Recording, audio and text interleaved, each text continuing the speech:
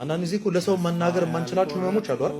በጣም ቅርብ ጓደኛ ኖሮን ሁሉን ነገር የምናማከራቸው ሰዎች ሆነ መናገር እንኳን እየፈለግን ግን የሚነገር ያለው ነገር በልባችን ይዘን የምንታመመው ምንም ነገር እንዳልተፈጠረ ቀን ብዙ ነገር አሳልፈን ብዙ አልቅሰን ታጥበን ምንም እንዳልተፈጠረ ፈገግ ብለን ቤት የገባን ብዙ ቀን በእነዛ ሁሉ ግን አብሮን ይታመም የነበረው አብሮን ይሰማ የነበረው ማን ነበር?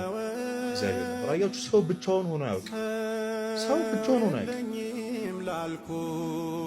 እኛ አሁን ለምሳሌ ብቸኝነት ስሜት ሲሰማ እግዚአብሔር ምን የሚሰማ ይመስላችኋል? ምሳሌ ልስጣችሁ። በጣም የምትወዱት ታናሽ ወንድማችሁ ይችላል ወይ ልጃችሁ፣ ብቻ ብዙ ነገር ያረጋችሁለት ልትሞቱለት የምትዘጋጁት በጣም የምንወደው ሰው የሆነ ሰው አለ። ህይወታችን ሁላችን ቫልዩ የምናደርገው ሰው አብረነው ከጎኑ ለመሆን የምንጠራው ሰው ያ ሰው ድንገት ሌላ ሰው ጋር ሄዶ እኔ እኮ ብቸኛ ነኝ ማንም የለኝም ሲል ትንሽ ቅር አይላችሁ? እኔስ አትሉም ወይ?